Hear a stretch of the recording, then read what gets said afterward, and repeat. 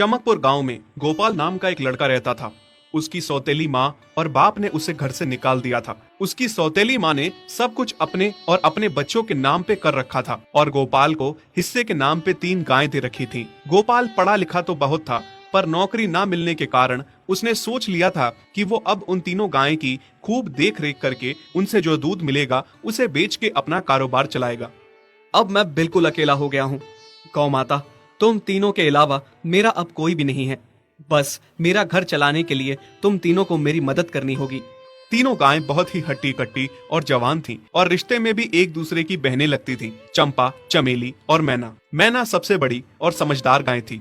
चंपा गर्भवती थी और चमेली को अभी अभी बच्चा हुआ था। वो दूध दे रही थी, जिसके दूध को बेच के गोपाल का थोड़ा बहुत घर चल रहा था। पर गोपाल को अब चंपा और मैना पे पूरा भरोसा था कि जब उनका बच्चा हो जाएगा तो वो खूब दूध देने लगेंगी और जिससे उसका कारोबार अच्छे से सेट हो जाएगा। देखा चमेली बहन, हमारे मालिक को कितनी उम्मीदें हैं हम तीनों से। हाँ चंपा, सुना मैंने, मालिक ने हमसे कितनी सारी उम्मीदें लगा रखी हैं।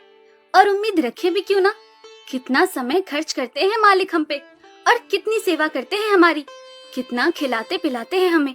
और फिर हम मालिक की उम्मीदों पे खरा ना उतरेंगी तो धिक्कार है हमारी जिंदगी पर। सही कह रही हो बहन तुम। चलो हम तो मालिक के लिए कुछ ना कुछ कर ही लेंगे। तुमने बच्चा दे दिया है, दूध भी दे रही हो, मैं भी गर्भवती हूँ। थोड़े दिनों में मैं भी बच्चे को जन्म दे दूंगी, फिर दूध भी देने लगूंगी। लेकिन इस मैना दीदी को देखो, हम दोनों से बड़ी हैं, एक बार भी बच्चा ना दे पाई आज तक। क्या इसका फर्ज नहीं बनता मालिक के लिए कुछ? ये तो बड़ी हैं, हमसे ज्यादा इसको मालिक के लिए करना चाहिए था, लेकिन हम छोटी होकर इतना सोच रहे हैं। तुम दोनों ऐसा क्यों कह रही हो? क्या गलत कह रहे हैं हम? सही तो कह रहे हैं। कितने सालों से बांझ पड़ी हो तुम। ऐसा कैसे कह सकती हो तुम? बच्चा देना ना देना मेरे हाथ में थोड़े ना है। मैं भी तो माँ बनना चाहती हूँ ना। मैं भी चाहती हूँ कि दूध दूँ और मालिक को मेरे दूध से कुछ फायदा हो। अरे तुम क्या बच्चा दोगी जो इतने सालों से नहीं दे पाई? तुम ये ख्वाब लेना बंद करो कि तुम बच्चा दोगी और तुम्हारे दूध से मालिक को कोई फायदा होगा। दोनों छोटी बहनें बड़ी बहन मैना की बेबसी का मजाक उड़ाती हैं और उस पे हंसती हैं। इस बात से मैना बहुत दुखी होती है और रोती है कि उसी की बहनें उसको दिलासा देने की बजाय उसे ताने मार रही हैं, उसका मजाक उड़ा रही हैं। फिर एक दिन गोपाल का पड़ोसी उससे कहता है, अरे गोपाल, तुम्हारी 2 गायें तो ठीक है, एक गाय का क्या है? उससे तुम्हें कोई फायदा नहीं है, बेच क्यों नहीं देते उसे? अरे नहीं नहीं भाई साहब, बेचना क्यों उसे? अभी बच्चा नहीं दे रही तो क्या पता कल वो बच्चा दे दे। कोई भी काम जल्दबाजी में नहीं करना चाहिए।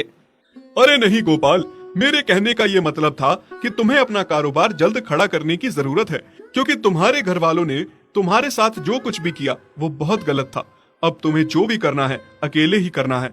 आगे शादी भी तो करनी है तुम्हें, उसके लिए भी खूब पैसा कमाना पड़ेगा। जब तुम्हारी सारी गायें दूध देंगी तभी तो कारोबार अच्छा चलेगा ना।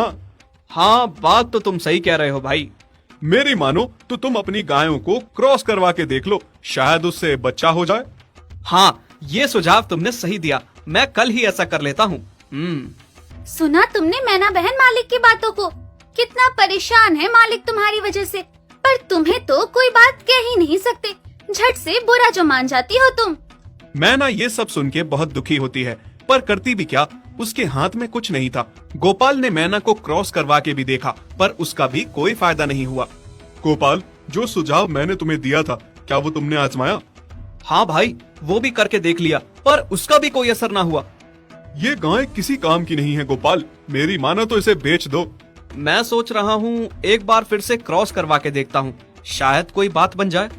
देख लो, पर मुझे नहीं लगता।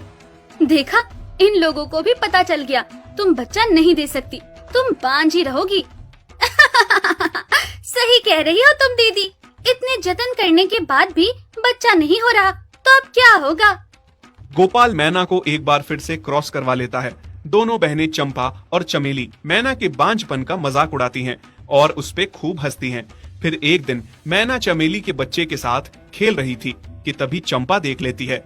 हाँ देख तो चमेली दीदी, ये मैना दीदी तेरे बच्चे के साथ क्या कर रही है? मुझे समझ में नहीं आ रहा, तू इस बांझ के साथ अपने बच्चे को कैसे छोड़ सकती है? जब मेरा बच्चा आ जाएगा मैं